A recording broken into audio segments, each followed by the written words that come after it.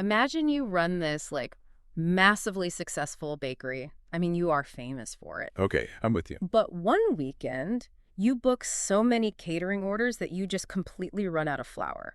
So what do? Panic. Well, yeah, probably. But then you quietly run across the street to your biggest rival, you pay a massive premium to buy their bread, and you just slap your own label on it for your customers. Right, which sounds incredibly desperate. It really does. But, that is exactly what the world's second largest uranium producer just did. And honestly, that is just the tip of the iceberg for what happened in the nuclear fuel market between July 20th and July 24th of 2026. Yeah, it was the kind of week that forces everyone to just completely rewrite their entire playbook. We're looking at a fundamental rewiring of how global energy is bought and sold. Exactly. So, welcome to the deep dive. We're taking you through a single, highly pivotal issue of the Uranium Unleashed newsletter, issue 30, to be exact. And it's a dense one. Oh, it really is. The mission today, for you listening, is simple but massive. We are tracking a structural shift happening right under the broader market's nose. We are trying to pinpoint the exact moment the pricing power in the nuclear fuel market officially flipped.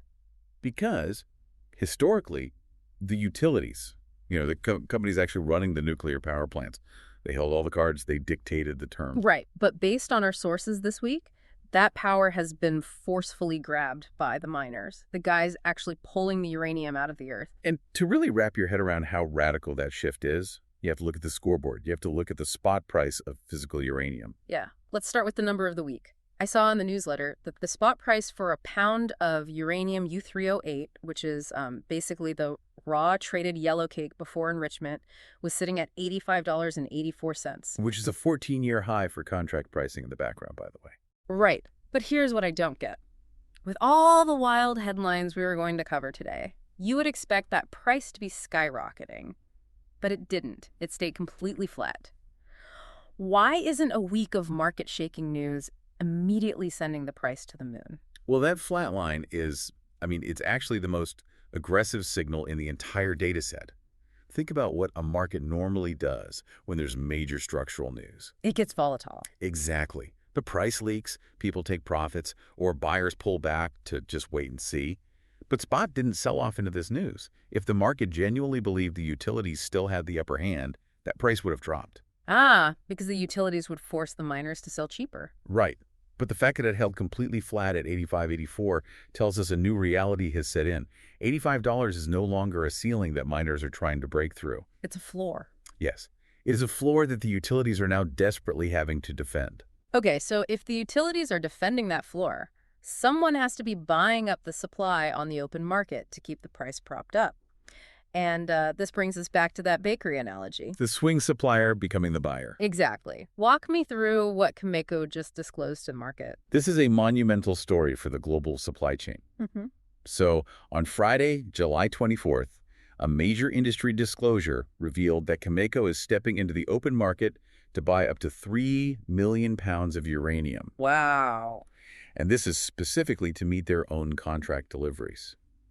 Keep in mind, Cameco produced roughly 6.2 million pounds of their own material in just the first quarter. But it wasn't enough. No, it wasn't. The entity that Western utilities have historically treated as their ultimate safety net, the swing supplier they could always count on, is now actively lifting pounds from the spot tape just to cover its own book. Wait, I have to pause you there because this is where my brain just gets stuck.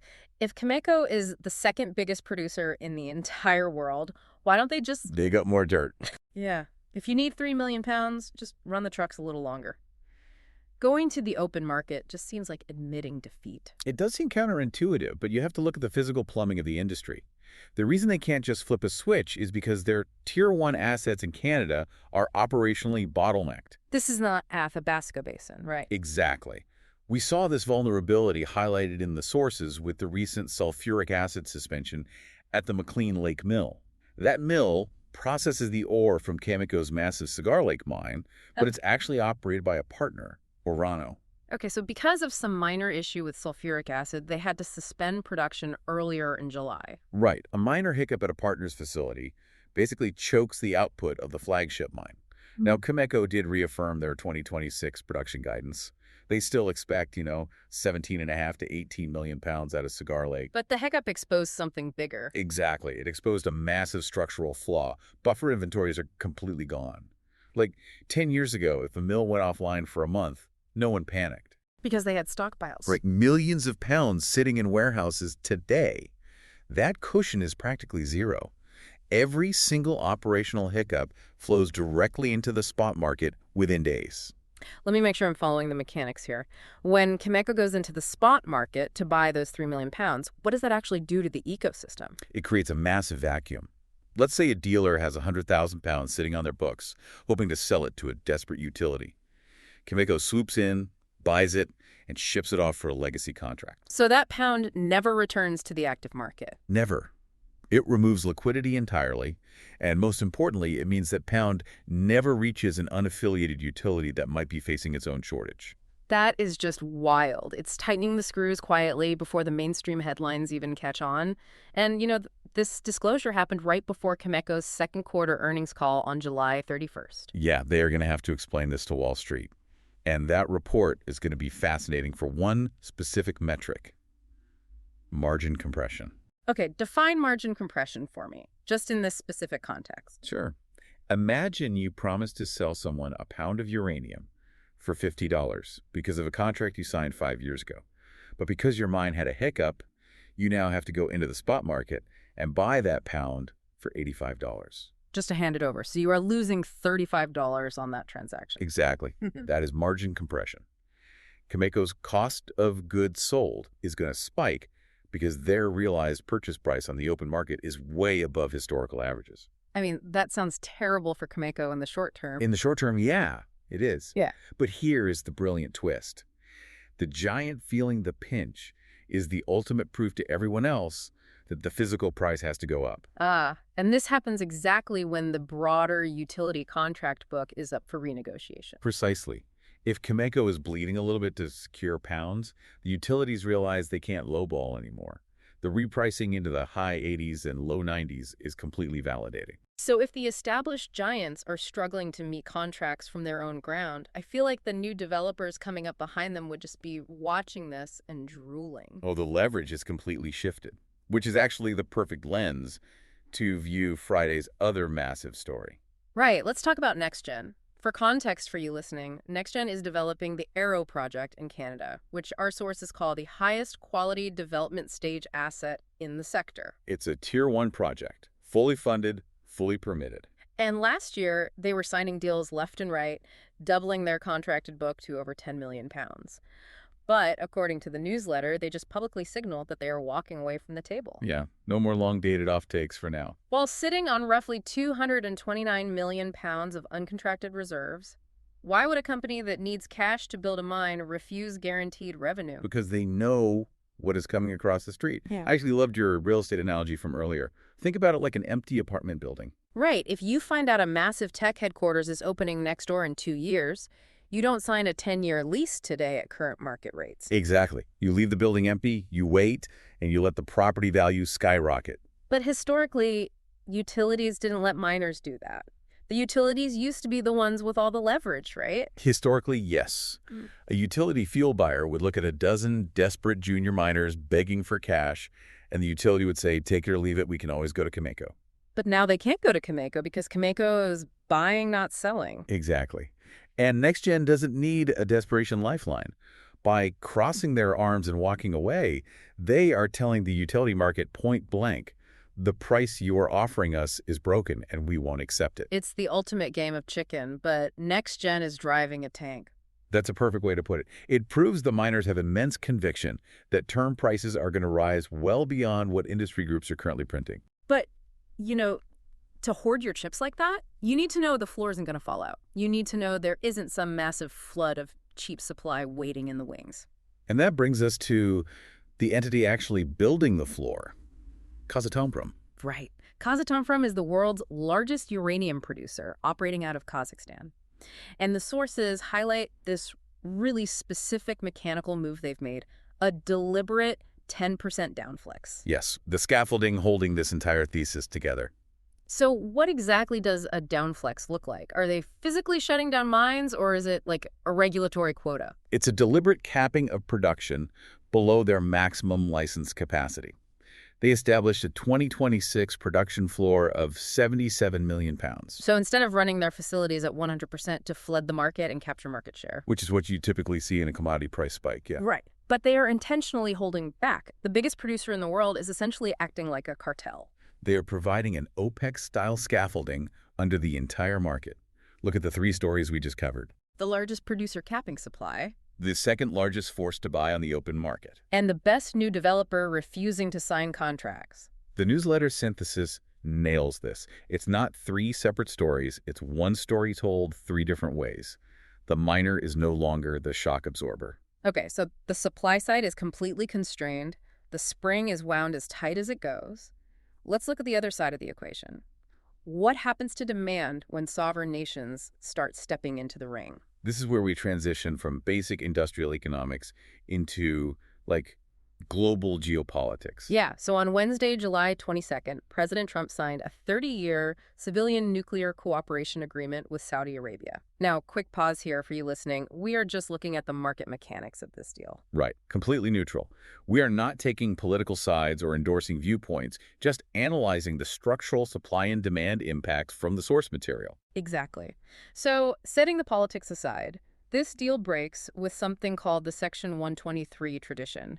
Can you explain what Section 123 actually is and why breaking it is such a huge deal for uranium? Absolutely. So Section 123 of the U.S. Atomic Energy Act is basically the rule book for sharing nuclear technology with other countries. Okay.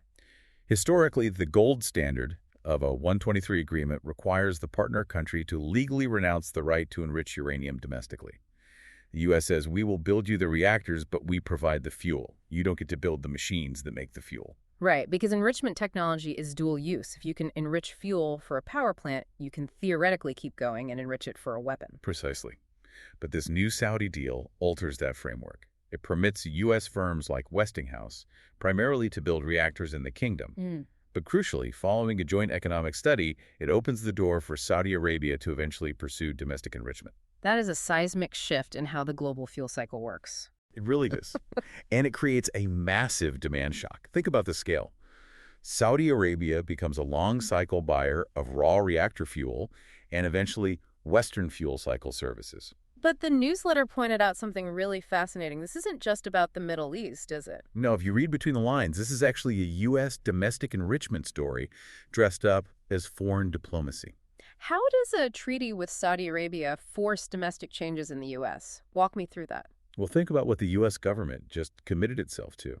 By signing a 30-year treaty that backstops Saudi Arabia's nuclear ambitions, the U.S. is now on the hook to ensure there is enough actual factory capacity to support them. But the U.S. doesn't even have enough enrichment capacity for its own domestic utilities right now. That is the exact bottleneck.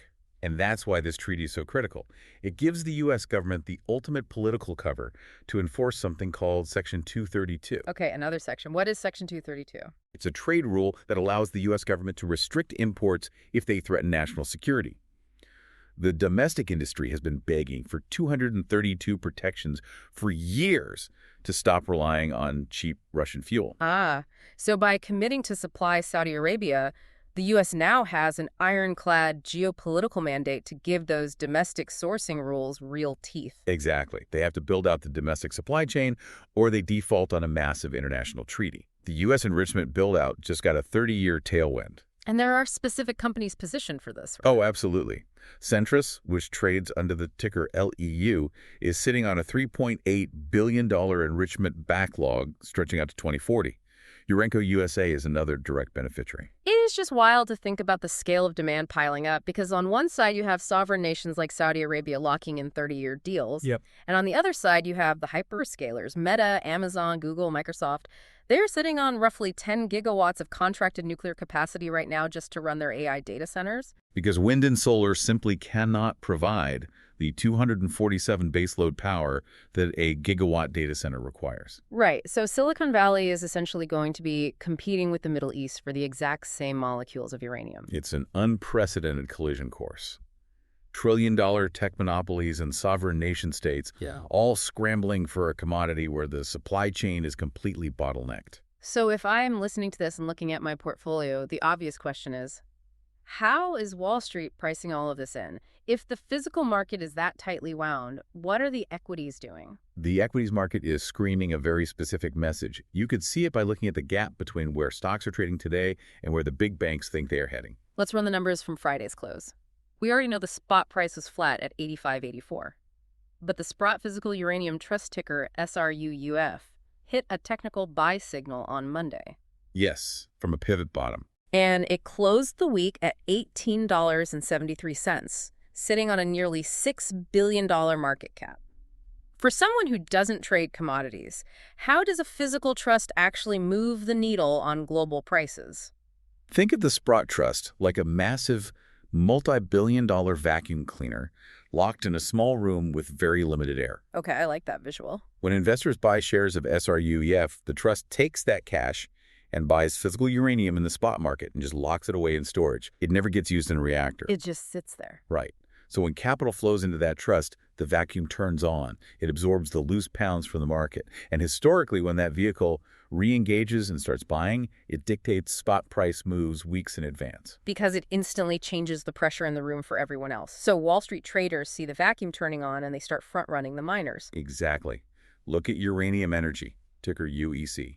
It was trading around $9.68, but the sell-side target, meaning the price the major analysts predict it will reach, is $18.25. That's nearly double. And it gets wilder. Cameco, the giant we started this whole deep dive with, closed at $88.68. Okay.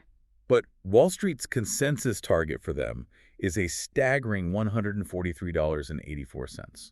Wait, why is there a 62% gap between where Cameco is trading today and where the analysts think it should be valued? That is a massive discrepancy for a company that big. Because the market is pricing in the reality that the current physical spot price is just wrong. Wall Street is looking at Cameco buying its own product. They're looking at NextGen walking away, and they're realizing the $85 spot price does not reflect the extreme tightness that actually exists. The spot tap has been quiet, but the equities are front-running the inevitable. Once Sprott turns the vacuum on and starts absorbing pounds, that 62% gap for Cameco is going to close, and it is going to close violently. Because the supply squeeze goes from being a behind-the-scenes procurement issue to front-page headline-grabbing news. Capital is positioning itself right now. The demand thesis, AI data centers, sovereign nations, that is fully consensus. Everyone knows the power is needed. What this week provided was the ultimate supply-side confirmation. The uranium simply isn't there to meet the promises being made. Exactly. Let's bring this all together. If there is one core lesson to take away from issue 30 of Uranium Unleashed, it is this. In a single week, we saw 3 distinct, undeniable signals proving the old world order is dead. Yep. Kazatomprom is capping supply, Cameco is buying supply, NextGen is hoarding supply. Right. The miner is no longer the shock absorber for a market that is structurally short. The producer doesn't need the utility anymore. The utility desperately needs the producer. The entire bargaining table is flipped upside down, and the utilities are just now realizing they aren't the ones in charge. It's fascinating, but it leaves me with one final, lingering thought for you listening. Something to mull over that builds on everything we just discussed. Let's hear it. We know the tech hyperscalers are incredibly desperate for power, and they have nearly limitless cash.